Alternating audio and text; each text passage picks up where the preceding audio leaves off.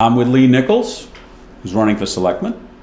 Good afternoon. Leigh, you've been around this town a long time, I guess. I have. I've been here 46, almost 47 years. Tell us a little bit about your background. My parents moved up here when I was 3.5, so I consider myself a native because I didn't have a choice.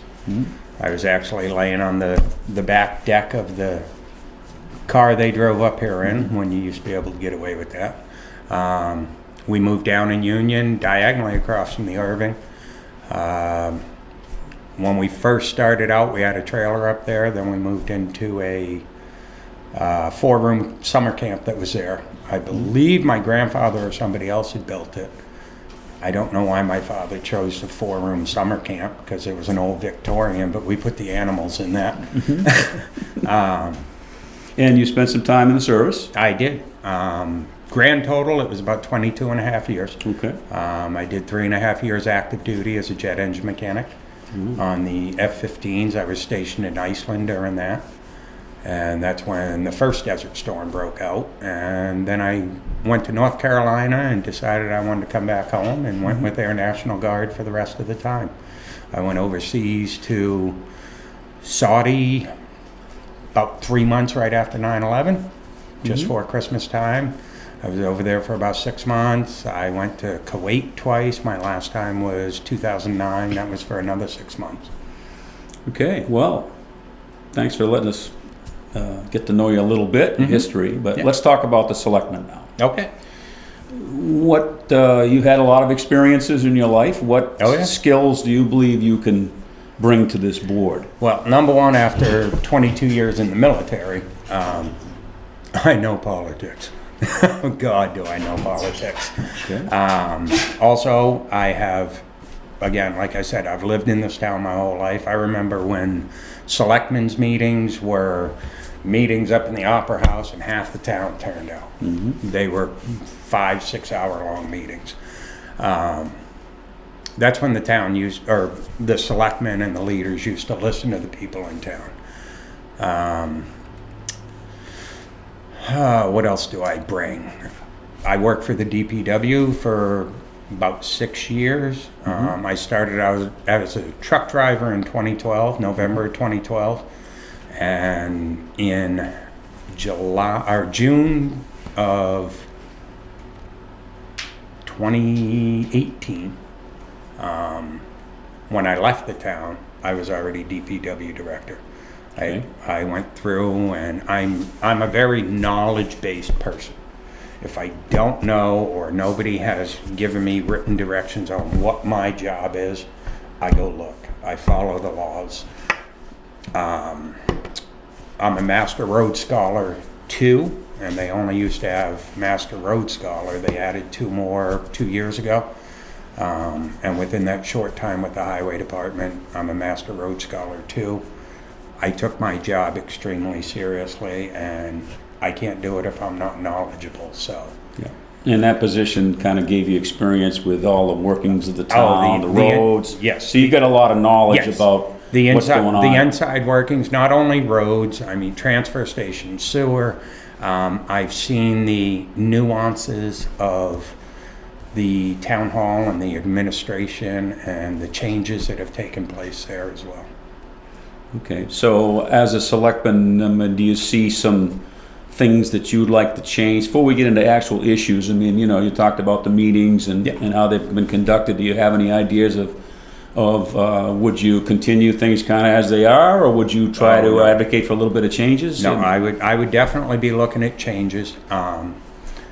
Actually, me and Ruth Hall have talked. I've known her for years. The Board of Selectmen meetings, one of the things I get frustrated with, I've been at them and I've stayed away from them recently, but I watch them on TV, and your residents sit there and ask you a question, and it is taken under advisement, and you never hear about it again at a public meeting. Okay. We're here to work for the people. If they have a question and we can't answer that question, the very next meeting we should have an answer. If Okay. people want to bring something up in the meeting, I believe there should be a public comment at the very beginning of the meeting, and there should be one at the end of the meeting to discuss anything. I'm even sort of thinking about one in the middle, where when you're getting ready to vote on something, if somebody has something else to add, again, it's not the selectmen who make the laws or the ordinances or make sure we follow them. It's the townspeople. We work for the townspeople, and if they have a question about something you're discussing, you ought to be able to answer it. Will that extend the meetings a little? Probably. But that's the way I see the meetings going right now, and that's one of the things that frustrates me. So am I understanding that you might advocate for a little bit of change rather than being just public comment to a little more back and forth between the audience? Not and really selectmen? back and forth, but I mean, you make a motion to open it up for discussion. Well, your bosses are sitting in the audience. Why shouldn't they have some kind of input before you finally put your stamp on it and sign it? All right. Back and forth, no. Somebody has something they want to bring up about that issue while it's going on? Yes. And one of the things I saw when the press is there, without being recognized, they can ask questions back and forth all day. I've seen a couple residents that go to ask a question while they're discussing an issue, they're shut right down. This isn't public comment. Okay. And like I said, we work for the people. Yeah. This is a people's town, not mine. Okay, well, we've got 3 minutes left here. Yep. So, the ultimate question I like to ask candidates is, are there some issues that are specifically on your mind? You mentioned about how the meetings are run, Yep. perhaps some changes there. But are there other issues that you feel that need to be addressed or that you would like to address as a selectman? Yes, I have put some of those on Facebook. I've gotten feedback from some residents. Fireworks is a big issue in this town. Total ban, yet people are still shooting them off. So the total ban isn't working. I would like to put it before the town maybe next year. How about opening it up from June 15th to July 15th, from 6 o'clock at night till midnight? That's fair enough. That's around 4th of July weekend. Then again, from like December 15th to January 15th, that's around Christmas and New Year's. That way you give them an option to shoot them off, but we ought to enforce what we have, which is hard for the police to do. I get that. Some of the other things are the board and the administration need to follow the state laws. I sit there time and time again, I listen to people talk at a board meeting, especially the board members, and somebody asks a question about, well, what's the state law say? I don't know. You get your agenda Friday afternoon. By Tuesday, you should have taken the time to investigate everything on that agenda and know what you're talking about. And if you don't, something pops up that wasn't expected, I don't know, but I'll get back to you. And that should immediately put on the unfinished business for the next agenda. Okay. That sounds interesting. But state laws are to think huge for about. me.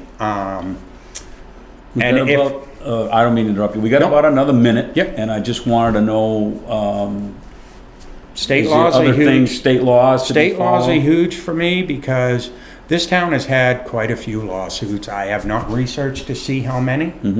Most of those could have been avoided if the board was knowledgeable enough to research the law. Pond Road's a big one. That Yeah. could have been settled real simple. I see. Well, is there anything else you'd like to say No. in closing? I certainly appreciate you coming in, let people become familiar with you. You have a Facebook presence. I do. And, I'm going to be doing a video later on this week. Okay. And I'll do a couple more of those before the election. But yeah, I really hope that people will consider giving me their vote. And I think it's time for fresh blood. And I'm going to vow right now that I will not run for more than 2 terms. Okay. I'm for term limits, whether it's our little local government or it's the federal government. You get people in there for too long, they get too comfortable. Well, I want to thank you for coming in and helping us get to know you a little bit better and Yeah. some of your positions on these things. And don't forget Ruth Hall. I've known her for years. She's a diehard liberal. I'm a diehard conservative, but we at least listen to each other, and we may not agree, but we can come up with good decisions. There you go. Well, that's what makes this country great, isn't it? Oh, We it can is. have differing opinions. Yes. And it's okay to have that. Yes, And come most definitely. come to a collective decision. Yep. Thanks for coming in, Leigh. Sure. I wish you the best. Thank you.